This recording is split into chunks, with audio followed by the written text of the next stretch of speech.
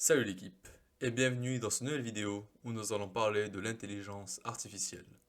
Dans les décennies à venir, les progrès rapides des algorithmes d'apprentissage engendreront des machines d'une intelligence comparable à la nôtre.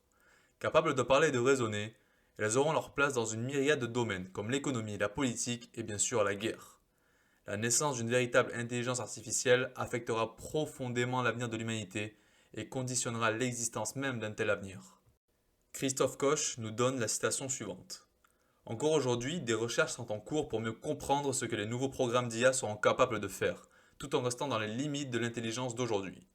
La plupart des programmes d'IA actuellement programmés se limitent principalement à prendre des décisions simples ou à effectuer des opérations simples sur des quantités relativement faibles de données. Eh bien, figurez-vous que le paragraphe que je viens de lire n'est autre que l'œuvre d'un robot linguistique nommé GPT-2 que Christophe Koch a testé l'an dernier. Ce robot a été développé par OpenAI, un institut basé à San Francisco qui promeut les IA vertueuses. GPT-2 est un algorithme d'apprentissage fondé sur un réseau de neurones artificiels. Ses entrailles contiennent plus d'1 milliard de connexions simulant des synapses, c'est-à-dire les points de jonction entre les neurones. La tâche du réseau est apparemment stupide. Il est confronté à un texte de départ arbitraire. Il doit prédire le mot suivant. Il ne comprend pas les textes comme le ferait un être humain. Mais durant sa phase d'apprentissage, il a dévoré des quantités astronomiques de textes, 8 millions de pages internet en tout, et a ajusté ses connexions internes pour mieux anticiper des suites de mots. Christophe Koch a écrit les premiers mots de son paragraphe, de son article, puis les a injectés dans l'algorithme en lui demandant de composer une suite. Il a notamment craché le paragraphe que j'ai cité plus haut. En effet, ce texte ressemble aux efforts d'un étudiant de première année pour se rappeler un cours d'introduction à l'apprentissage automatique durant lequel il aurait rêvassé. Mais le résultat contient malgré tout les mots et les phrases clés. Les successeurs de ces robots risquent de déclencher un raz-de-marée de faux articles de reportage qui viendront polluer Internet, nous dit Christophe Koch. Ce ne sera qu'un exemple de plus de programmes exécutant des prouesses que l'on croyait réservées aux humains. Jouer à des jeux de stratégie en temps réel, traduire du texte, recommander des livres et des films, reconnaître les gens sur des images ou des vidéos. Les algorithmes sauront-ils un jour écrire un chef-d'œuvre aussi abouti que À la recherche de temps perdu de Marcel Proust, nous dit Christophe Koch? Eh bien, c'est difficile à dire, mais les prémices sont là. Rappelez-vous comme les premiers logiciels de traduction et de conversation étaient faciles à tourner en dérision, tant ils manquaient de finesse et de précision. Mais avec l'invention des réseaux neuronaux profonds et la mise en place d'infrastructures de calcul surpuissantes par les entreprises du numérique, les ordinateurs se sont améliorés sans relâche, jusqu'à ce que leur production n'ait plus rien de ridicule. Comme on le voit avec le jeu de Go, les échecs et le poker, les algorithmes d'aujourd'hui sont capables de surpasser les humains. Lee Sedol, un des plus grands joueurs de Go de l'histoire, a décidé de prendre sa retraite après avoir perdu plusieurs fois contre l'algorithme AlphaGo. Il a déclaré que celui-ci était une entité ne pouvant plus être vaincue. Donc la question que l'on se pose c'est, est-ce que nous avons créé des entités dont nous n'avons même plus le contrôle? Bien que les experts ne s'accordent pas sur la nature exacte de l'intelligence, la plupart d'entre eux estiment que, tôt ou tard, les ordinateurs atteindront ce que l'on appelle l'intelligence artificielle générale, c'est-à-dire qu'ils deviendront capables de réaliser n'importe quelle tâche intellectuelle accessible à un être humain. Mais auront-ils pour autant une forme de sentiment d'eux-mêmes? En d'autres termes, pourront-ils un jour être conscients? Par conscience, Christophe Koch entend une qualité inhérente à toute expérience.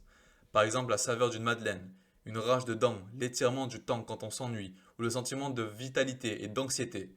En paraphrasant le philosophe Thomas Nagel, auteur de Quel effet cela fait-il d'être une chauve-souris, nous pourrions dire qu'un système est conscient si cela fait quelque chose d'être ce système.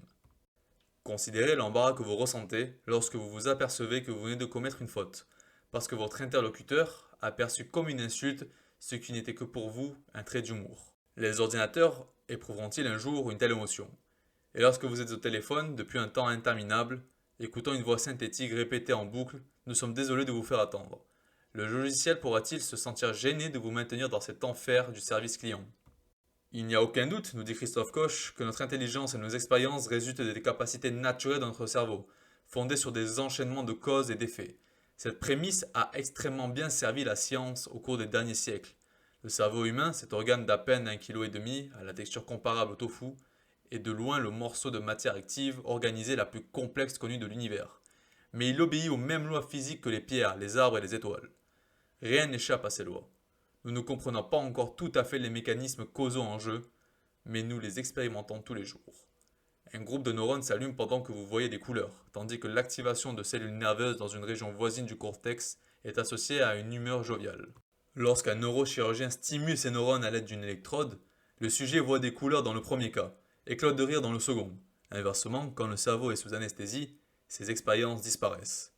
Compte tenu de cela, l'évolution de l'intelligence artificielle débouchera-t-elle sur une conscience artificielle? Christophe Koch nous dit que cette question mène à deux possibilités fondamentalement différentes. Selon la première, les machines vraiment intelligentes seront sensibles et dotées de conscience. Elles parleront, elles raisonneront, elles s'occuperont d'elles-mêmes, elles seront capables d'introspection, une idée dans l'air du temps, comme on le voit dans des romans ou dans des films comme Blade Runner ou encore Ex Machina. D'un point de vue plus scientifique, cette hypothèse s'appuie sur l'une des principales théories de la conscience, dite de l'espace de travail neuronal global. Cette théorie considère que l'origine de la conscience réside dans certaines caractéristiques architecturales du cerveau. Elle s'inspire en cela de l'architecture du tableau noir, développée par les sciences informatiques dans les années 70. Le principe est que des programmes spécialisés accèdent à un répertoire commun d'informations, appelé tableau noir ou espace de travail central. Les psychologues ont postulé qu'un espace de ce type existe dans le cerveau et qu'il est essentiel à la cognition humaine. Sa capacité est faible, de sorte qu'à un moment donné, il ne contient qu'une seule perception, qu'une pensée unique ou qu'un seul souvenir. Dans cet espace de travail, les nouvelles informations entrent en concurrence avec les anciennes et les remplacent. Le neuroscientifique Stanislas Dehaene et le biologiste moléculaire Jean-Pierre Changeux ont transposé ces idées à l'architecture du cortex, la couche interne du cerveau. Ils ont postulé que l'espace de travail repose sur un réseau de neurones dits pyramidaux, qui relient des régions corticales éloignées, en particulier des zones associatives préfrontales, pariétotemporales et aussi médianes. Une grande partie de l'activité cérébrale reste localisée et de ce fait n'accède pas à la conscience. C'est le cas des modules neuronaux qui contrôlent la posture du corps ou la direction du regard. Mais lorsque l'activité d'une ou plusieurs régions dépasse un seuil critique, disons lorsqu'on présente à quelqu'un l'image d'une friandise appétissante, elle déclenche une vague d'excitation neuronale qui se propage à travers l'espace de travail dans tout le cerveau. Ce signal devient alors accessible à une multitude de processus auxiliaires tels que le langage, la planification, le circuit de la récompense, la mémoire à long terme et également le stockage dans une mémoire tampon à court terme. Ce serait le fait de diffuser cette information à l'échelle globale qui la rendrait consciente. Ainsi, l'expérience résulterait de l'action de neurones pyramidaux qui ordonnent à la région motrice du cerveau de se saisir de la friandise, tandis que d'autres modules neuronaux anticipent une récompense sous la forme d'une poussée de dopamine causée par le petit shoot de sucre de matière grasse à venir. En d'autres termes, les états conscients découleraient de la façon dont l'algorithme de l'espace de travail traite les entrées sensorielles, les sorties motrices et les variables internes liées à la mémoire, à la motivation et aux attentes. La conscience, ce serait ce traitement global. Pour les tenants de cette théorie, la conscience artificielle n'est pas exclue. Christophe Koch nous dit que la seconde hypothèse repose sur la théorie de l'information intégrée, qui adopte une approche plus fondamentale pour expliquer la conscience. C'est Giulio Tonoloni qui en est le promoteur principal, avec d'autres collaborateurs, dont Christophe Koch. Le principe est de partir de la nature de l'expérience consciente et d'en déduire les propriétés du système physique qui en constitue le rapport. Par exemple, chaque expérience forme un tout unique. Lorsque je vois une image, je n'ai pas deux expériences conscientes juxtaposées, une de la partie gauche de mon champ visuel et une de la partie droite, mais une seule. Et cela doit se traduire d'une façon ou d'une autre dans le système physique sous-jacent. En particulier, l'information doit y être traitée de façon intégrée, c'est-à-dire que les éventuels sous-systèmes doivent interagir et s'influencer mutuellement. On parle de pouvoir causal intrinsèque, et on quantifie l'importance de ces influences mutuelles par une mesure mathématique que l'on appelle l'information intégrée, nous dit Christophe Koch. De ce fait, le pouvoir causal intrinsèque n'est pas une notion floue et éthérée, mais une quantité susceptible d'être évaluée avec précision. On peut la déterminer pour tout type de mécanisme, comme un neurone qui émet de potentielles actions affectant les cellules connectées en aval, ou un circuit électronique composé de transistors, de résistances et de fils. Elle est d'autant plus élevée qu'un système est capable d'influencer, à partir de son état actuel, ses propres valeurs d'entrée et de sortie. L'état de ce système est alors marqué par son passé et porteur de son avenir.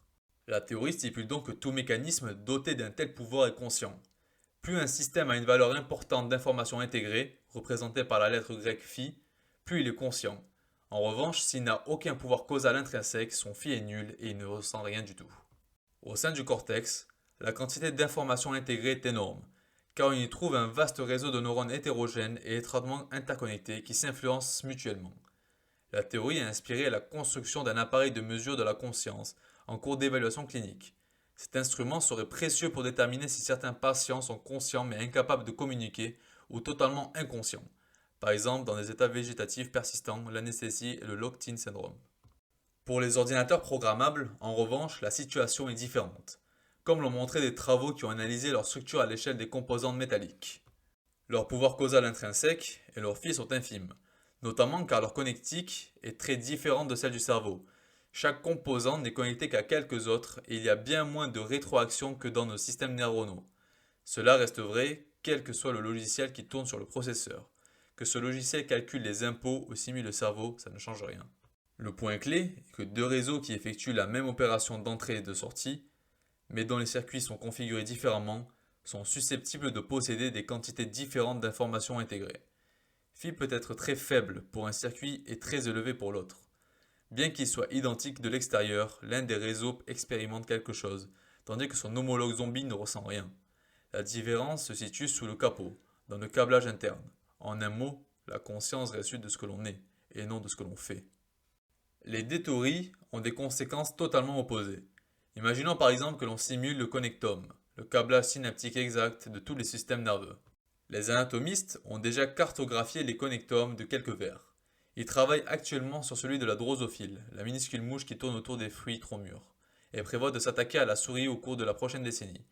Supposons qu'à l'avenir, il soit possible de scanner un cerveau humain entier, avec ses près de 100 milliards de neurones et ses 100 000 milliards de synapses, après la mort de son propriétaire, puis de simuler son fonctionnement sur un ordinateur avancé, peut-être une machine quantique. Si le modèle est suffisamment fidèle, cette simulation se réveillera et se comportera comme un simulacre numérique de la personne décédée. Ainsi, elle parlera et accédera à ses souvenirs, à ses envies, à ses peurs et aux autres traits de sa personnalité. Mais est-ce qu'elle sera vraiment consciente? Si l'imitation du fonctionnement du cerveau est tout ce qui compte pour créer la conscience, comme c'est postulé par la théorie de l'espace de travail neuronal global, la personne simulée sera consciente, réincarnée dans un ordinateur. Ce qui n'est pas sans rappeler l'un des fantasmes favoris de la science-fiction, télécharger son connectome dans le cloud pour continuer à vivre dans l'au-delà numérique. Mais la théorie de l'information intégrée propose une interprétation radicalement différente de cette situation. Le simulacre ressentira la même chose que n'importe quel logiciel basique, c'est-à-dire rien. Il agira comme une personne, mais sans aucun sentiment. Il ne sera qu'une sorte de zombie. Selon cette théorie, les pouvoirs causaux intrinsèques du cerveau sont nécessaires pour créer la conscience, et ils ne peuvent être simulés. Ils doivent faire partie intégrante du système physique sous-jacent. C'est un peu comme si vous simuliez une pluie diluvienne ou un trou noir sur un ordinateur. Vous ne risquez ni d'être mouillé ni d'être avalé par une énorme puissance gravitationnelle. Tout simplement parce qu'une simulation n'a pas le pouvoir causal de condenser la vapeur d'eau ou de courber l'espace-temps. Cependant, il n'y a rien de magique dans le cerveau humain et en principe il serait possible de créer une conscience équivalente à la nôtre en allant au-delà d'une simple simulation. Il faudrait alors construire du matériel dit neuromorphe, basé sur une architecture similaire à celle du système nerveux. L'éventuel ressenti d'un connectome simulé n'est pas la seule différence entre les deux théories. Celle-ci ne localise pas au même endroit le substrat physique de certaines expériences conscientes spécifiques.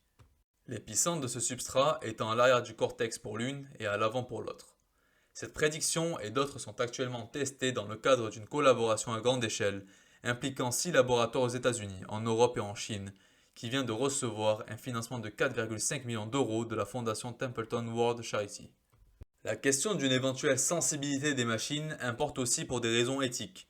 Si les ordinateurs font l'expérience de la vie par leur propre sens, ils cessent d'être un simple moyen mis au service d'un but déterminé par les humains. Ils doivent être respectés pour eux-mêmes. Selon la théorie de l'espace de travail global, les machines intelligentes pourraient bien passer de simples objets à sujets à part entière. Chacune existerait comme un jeu, doté de son propre point de vue. Une idée que l'on retrouve dans les séries télévisées telles que Black Mirror ou encore Westworld. Et lorsque les ordinateurs auront atteint des capacités cognitives rivalisant avec celles de l'humanité, ils feront valoir leurs droits juridiques et politiques. Le droit de ne pas être jetés, de ne pas voir leur mémoire effacée, d'éviter la douleur et la dégradation. L'alternative, incarnée par la théorie de l'information intégrée, est qu'aussi sophistiqués soient-ils, les ordinateurs resteront des coquilles vides, semblables à des fantômes. Il leur manquera ce à quoi nous attachons le plus de valeur, le sentiment de la vie elle-même. Merci à vous.